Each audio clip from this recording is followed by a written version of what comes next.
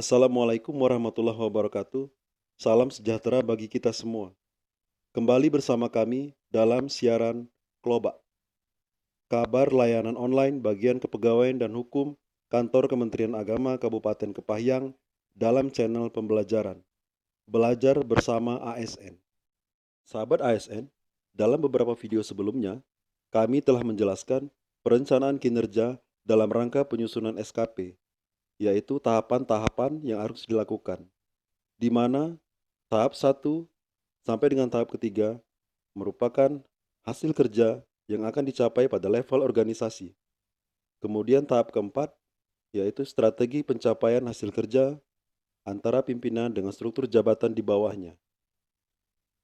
Identifikasi dari strategi pencapaian hasil kerja ini akan digunakan untuk membagi peran pegawai yang akan kami jelaskan dalam video kali ini, yaitu tahap kelima dari perencanaan kinerja dalam rangka penyusunan SKP, membagi peran pegawai berdasarkan strategi pencapaian hasil kerja.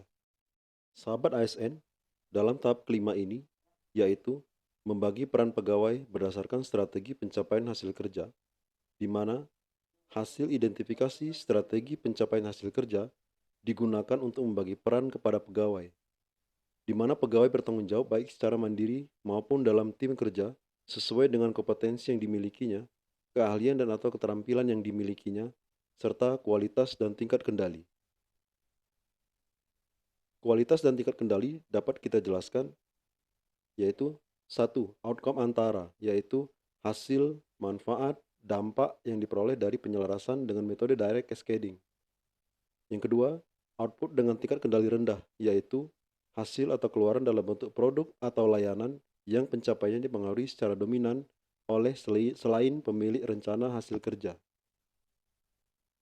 Yang ketiga, yaitu output dengan tingkat kendali sedang, yaitu hasil atau keluaran dalam bentuk produk atau layanan yang pencapaiannya dipengaruhi secara berimbang oleh pemilik rencana hasil kerja dan selain pemilik rencana hasil kerja.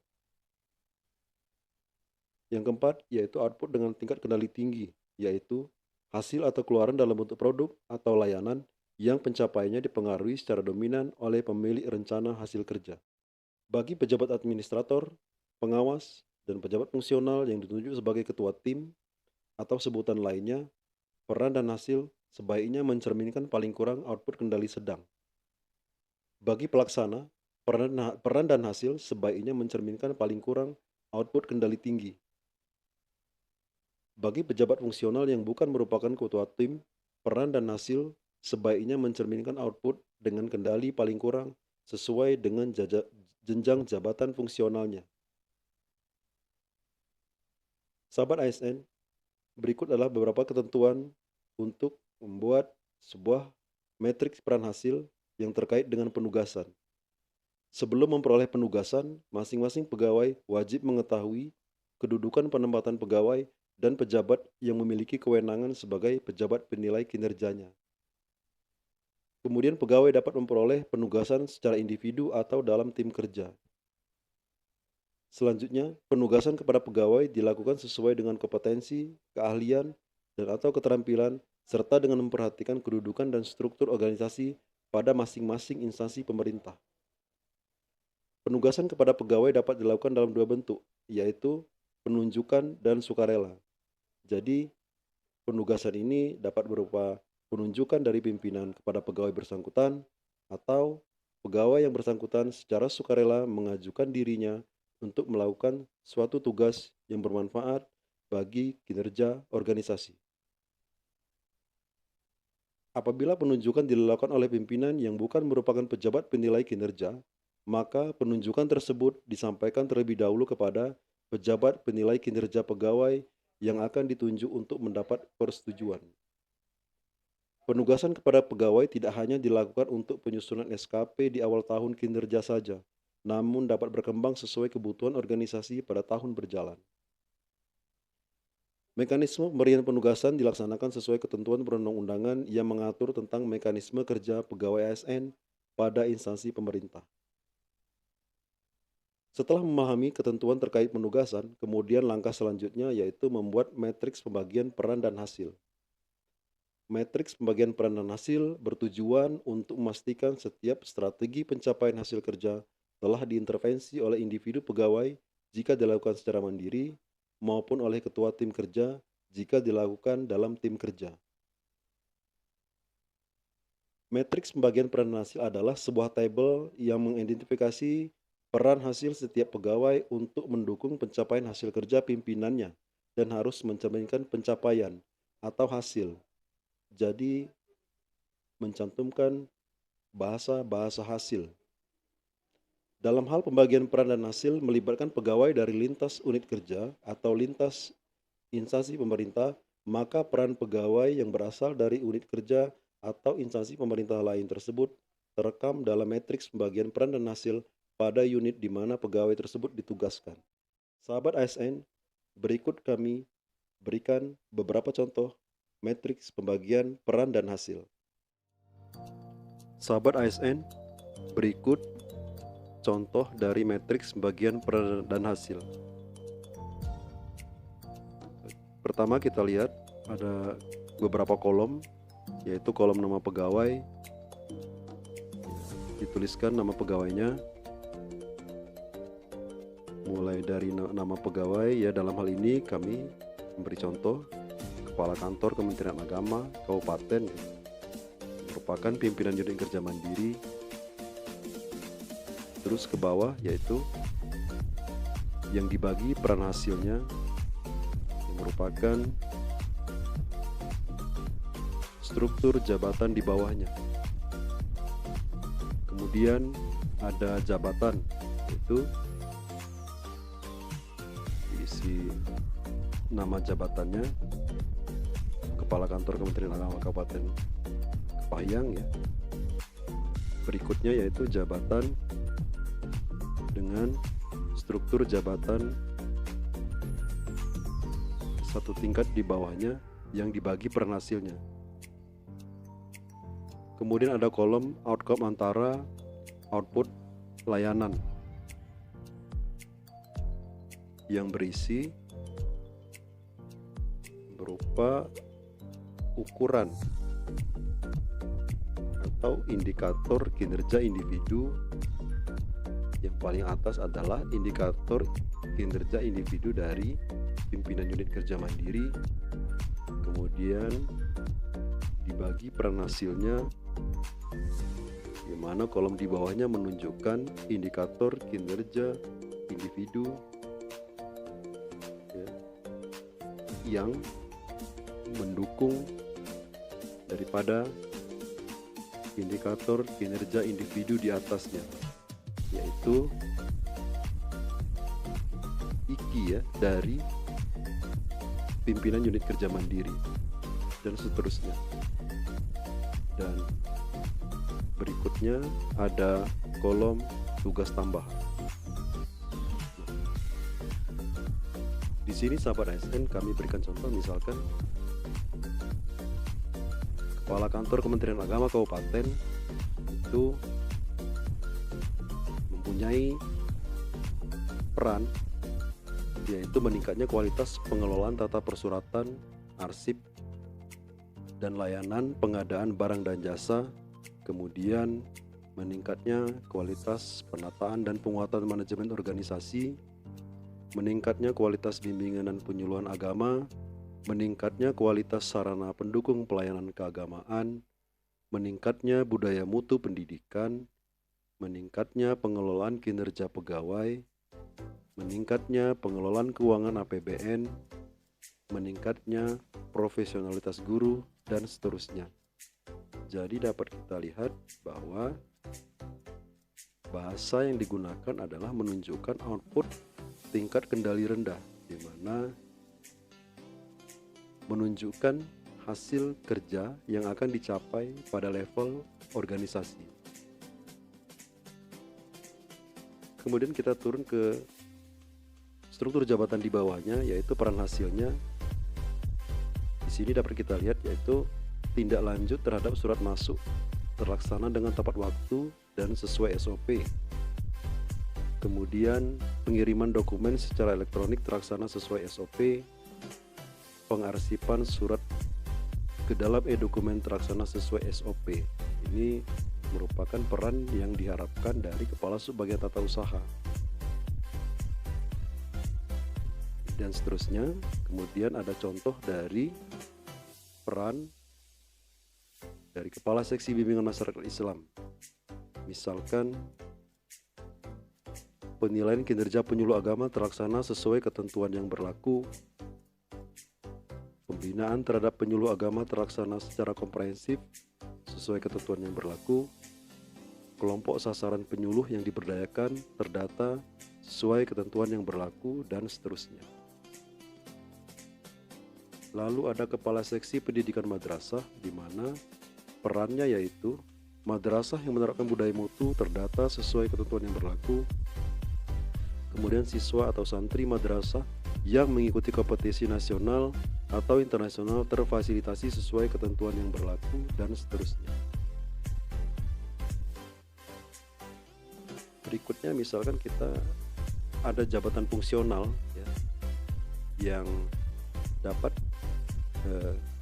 cascading ya, secara langsung atau direct cascading dengan kepala kantor Kementerian Agama kabupaten. Dan dilihat karakteristik jabatannya, jenjang jabatannya, lalu karakteristik organisasinya. Apabila dia dapat berbagi peran langsung kepada kantor Kementerian Agama kabupaten, maka dimasukkanlah di pembagian peran dan hasil ini. Ini contoh analis SDM aparatur. Misalkan perannya yaitu dokumen analisis instrumen pelaksanaan pengukuran kinerja pegawai tersedia sesuai dengan ketentuan yang berlaku. Lalu sosialisasi penyusunan SKP baik secara tatap muka maupun melalui media sosial terlaksana secara komprehensif. Lalu dokumen analisis kualitas hasil laporan pengelolaan kinerja pegawai tersedia sesuai ketentuan yang berlaku, dan seterusnya. Lalu ada juga jabatan fungsional analis APK APBN dengan peran yaitu dokumen analisis pengelolaan keuangan APBN tersedia sesuai ketentuan berlaku, dan seterusnya. Dan contoh terakhir pada peran hasil yang pertama ini yaitu pengawas madrasah yang mendapat peran dokumen analisis program pembimbingan dan pelatihan profesional guru tersedia sesuai ketentuan yang berlaku. Dokumen evaluasi hasil pembimbingan dan pelatihan profesional guru sesuai ketentuan yang berlaku. Jadi dapat kita lihat sahabat ASN, bahasa yang digunakan adalah bahasa hasil atau output ya, dengan tingkat kendali sedang.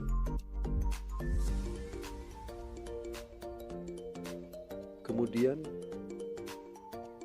matriks bagian peran hasil berikutnya yaitu ketika struktur jabatan di bawah kepala kantor Kementerian Agama kabupaten kemudian membagi peran kepada struktur jabatan di bawahnya lagi.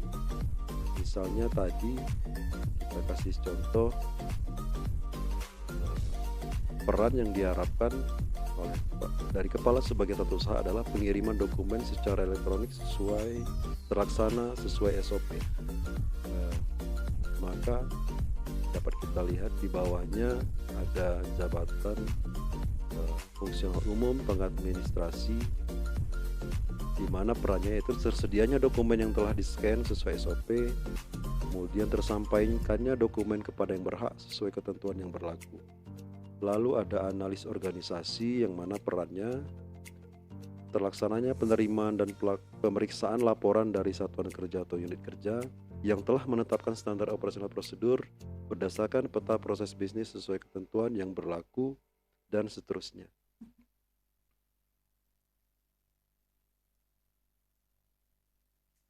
Kemudian ada juga contoh matriks pembagian peran dan hasil ya. Ini masing-masing dibuat oleh struktur jabatan yang tadi berada di bawah kepala kantor Kementerian Agama kabupaten ya.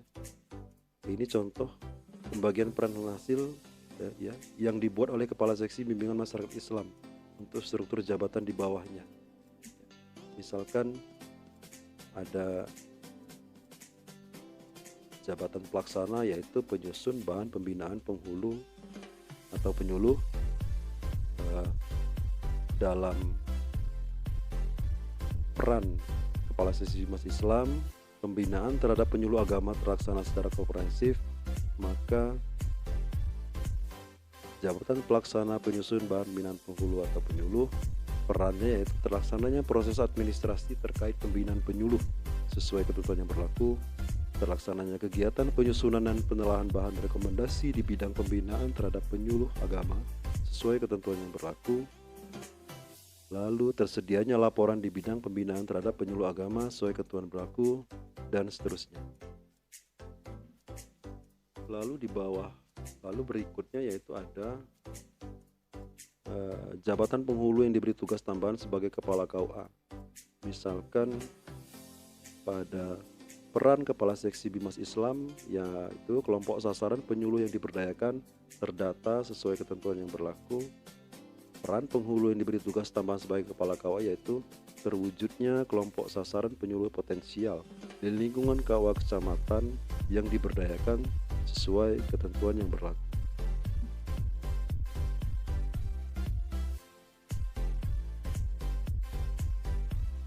Lalu kepala penghulu yang diberi tugas tambahan sebagai kepala KUA, ya, tadi ya contohnya mendapatkan peran sebagai maksudnya peran yaitu tersedianya laporan terkait fasilitasi lembaga keagamaan di lingkungan KUA kecamatan sesuai ketentuan yang berlaku. Kemudian di bawahnya misalkan ada penghulu yang mendapat peran terlaksananya pengkajian terkait koordinasi dengan lembaga keagamaan di lingkungan KUA kecamatan, kemudian terlaksananya kegiatan koordinasi dengan lembaga keagamaan di lingkungan KUA kecamatan. Lalu berikutnya penyuluh agama sesuai peran yang didapatkan oleh penghulu yang diberi tugas tambahan sebagai kepala KUA, maka terdapatlah peran penyuluh agama tersusunnya pemetaan kebutuhan kelompok sasaran di lingkungan KUA kecamatan, kemudian tersusunnya rekomendasi hasil pendataan atau inventarisasi data wilayah sasaran di lingkungan KUA kecamatan, yang mana ini merupakan pembagian peran dari penghulu yang diberi tugas tambahan sebagai kepala KUA, terwujudnya kelompok sasaran penyuluh potensial di lingkungan KUA kecamatan yang diberdayakan sesuai ketentuan yang berlaku.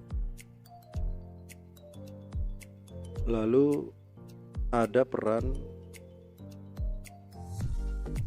yaitu tersedianya kitab suci dan buku keagamaan di lingkungan KUA kecamatan sesuai ketentuan yang berlaku. Nah, ternyata ini adalah merupakan peran jabatan pengadministrasi pada KUA, misalkan terlaksananya proses administrasi kitab suci dan buku keagamaan sesuai ketentuan yang berlaku.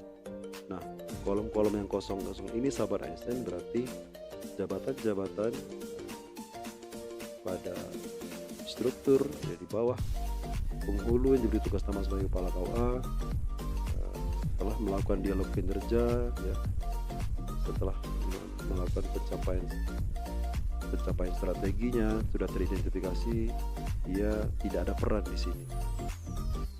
Jadi kolom yang diisi kolom yang mana pemangku jabatan tersebut mendapatkan peran.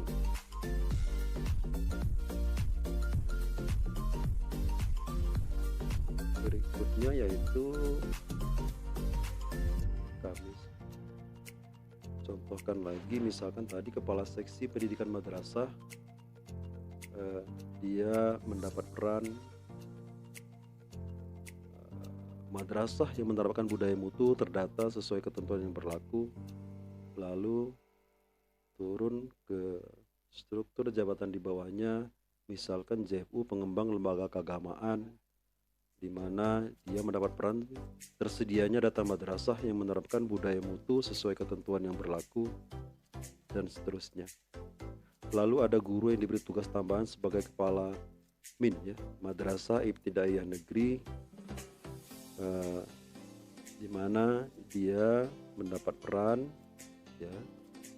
Kita lihat dulu peran kepala seksi madrasah, kepala seksi pendidikan madrasah di atasnya, kemudian peran kepala MIN-nya, yaitu terwujudnya penerapan metode pembelajaran inovatif dalam kurikulum sesuai ketentuan yang berlaku. Lalu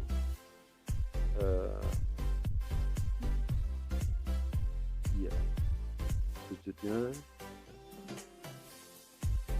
lalu misalkan ada terwujudnya program keagamaan pada madrasah sesuai ketentuan yang berlaku.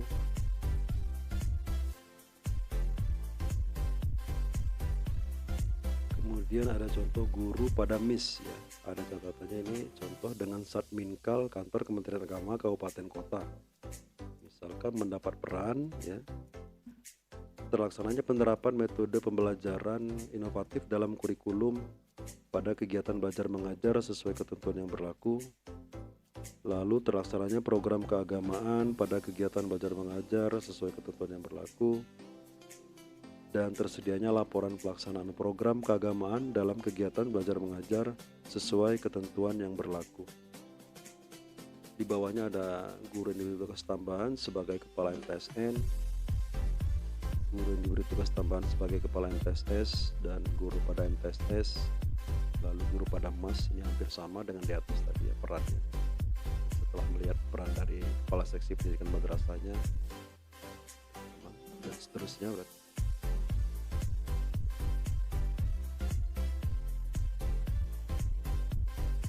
berikutnya sahabat ASN, misalkan tadi peran guru yang diberi tugas tambahan sebagai kepala MIN, yaitu contohnya terwujudnya program keagamaan pada madrasah sesuai ketentuan yang berlaku. Lalu membagi peran kepada guru, yaitu terlaksananya program keagamaan dalam kegiatan belajar mengajar sesuai ketentuan yang berlaku. Lalu tersedianya laporan pelaksanaan program keagamaan dalam kegiatan belajar mengajar sesuai ketentuan yang berlaku. Lalu ada juga contoh peran dari kepala MIN, yaitu terwujudnya perencanaan dan pelaksanaan proses pembelajaran untuk menunjang proses pendidikan pada satuan pendidikan sesuai ketentuan yang berlaku. Maka di sini ada tenaga pendidik yang mendapat peran, yaitu terlaksananya proses administrasi, pengelolaan, pengembangan, pengawasan, dan pelayanan teknis untuk menunjang proses pendidikan pada satuan pendidikan sesuai ketentuan yang berlaku.